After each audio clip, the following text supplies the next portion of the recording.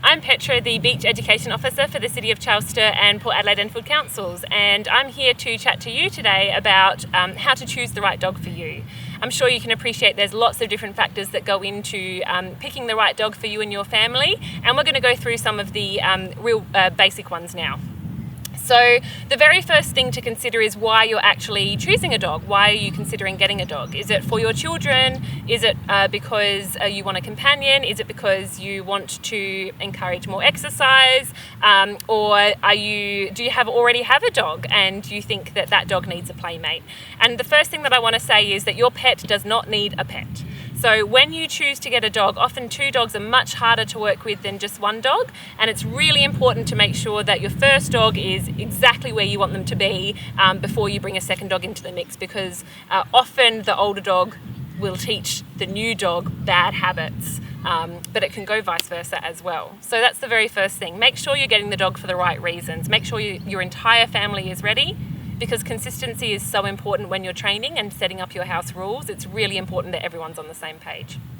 So the second thing to consider is the amount of time and money and resources you have into making sure that dog is a happy member of your family and a happy, confident, sociable member of our community as well.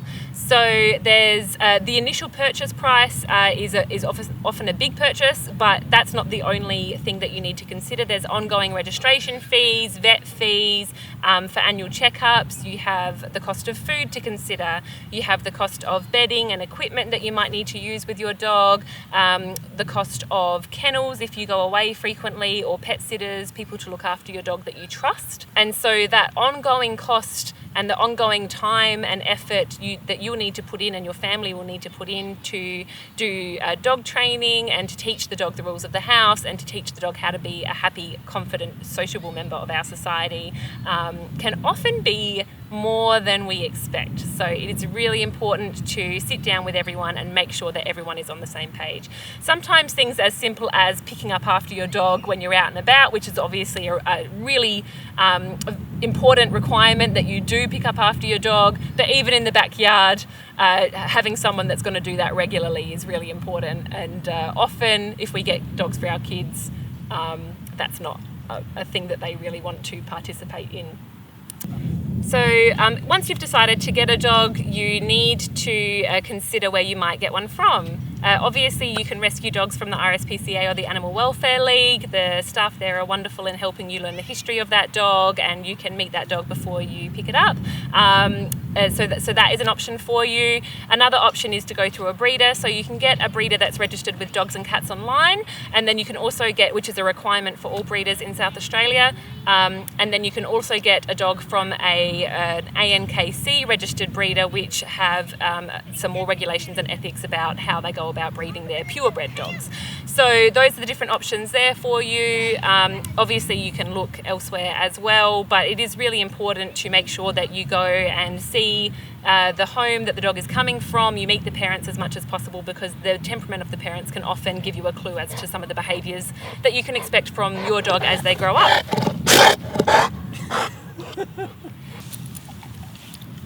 So once you've decided to look at the different places that you can get your dog from, you also obviously need to have a look at maybe a breed that might suit you. There's large breeds and small breeds.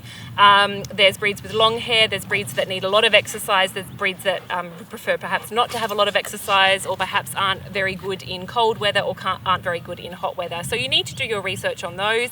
All of our dog breeds are bred for purpose, so they were bred to help humans through the domestication process of retrieving or herding or guarding or digging, ratting, that sort of stuff. So it's really important that you have a look at what that breed was bred for.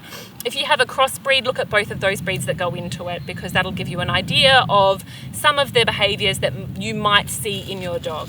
So it's really important that you do your research on breed, but it's also really important that you look to where the dog is coming from as well. Make sure that you meet the parents, make sure that you can go in and see the place that the dog was brought up, because it's not just breed traits you need to be aware of. Genetics from like anxieties and aggressions and different sort of neuroses can also be hereditary, and it's really important to get a really good picture of what the parents are like, and even more relatives, before you commit to picking up your dog. And then from there you bring your puppy home. You'll need to puppy proof your house, or rescue dog if it's an adult dog, proof your house. Make sure that your fences are safe, make sure that you have a place where they can sleep, make sure that you are prepared to spend the time with them, and take them to some training schools. So once you have decided what breed you're getting and where you're going to get it from, have a think about whether you want a puppy or an older dog. There's pros and cons to both. So a puppy you can bring up and mold so it's perfect to you, but you also have to deal with things like house training and mouthing and all of the other puppy behaviours. There's a lot of extra work you need to do with puppies because of the critical socialisation period. That's very important.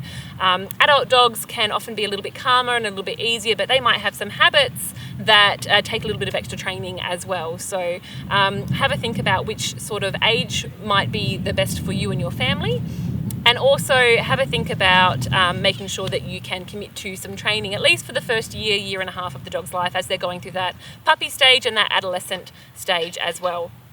And so the Port Adelaide Enfield and City of Charles Sturt councils follow the recommendations from the RSPCA, which is the positive reinforcement based training, and so that training involves rewarding dogs for behaviours that you want to see more of, the behaviours that you like, and behaviour that is rewarded will be repeated.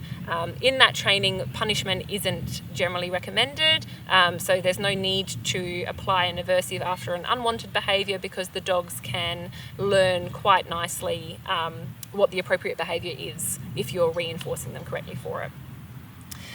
There's lots of different places that you can go for puppy preschools and for training classes, and again on the RSPCA page they have a list of qualified force-free trainers that all across Adelaide that will be able to help you with training your dog for the skills that you need.